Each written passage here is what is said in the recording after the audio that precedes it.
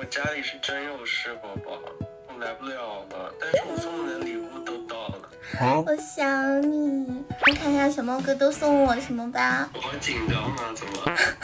第一个礼物，塔罗牌。这个是收藏级的神谕牌。神谕卡。那你为什么送这个？你给大家说一下。因为看您有时候那个做自媒体和减肥会迷茫，会焦虑，感觉你也挺迷信的。我就想给你带来能量，让你焦虑的时候就算一算。喜欢，谢谢小猫哥。第二个礼物，一瓶卸妆油。为什么送我卸妆油啊？就是宝宝，我看你和我在一起玩的时候，就是一直带妆，就没卸过妆，就每天24小时都带妆，就没见你卸过妆。你不会觉得我买不起卸妆产品吧？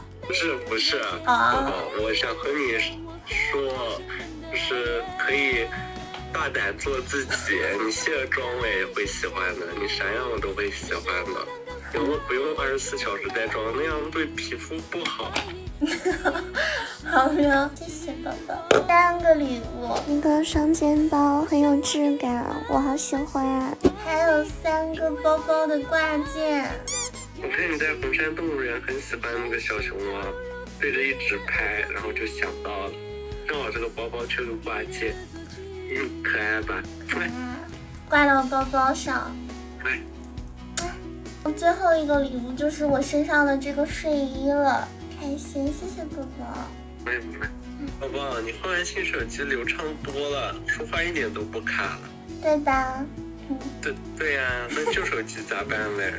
旧的华为 Mate 50 Pro 我放到转转上回收了1700多呢。像我换下来的旧手机、笔记本、耳机啥的，都会跟转转工程师免费上门估个价，价格满意现场打钱，特别靠谱。总之听我的，二手回收认准转转 APP 就对了。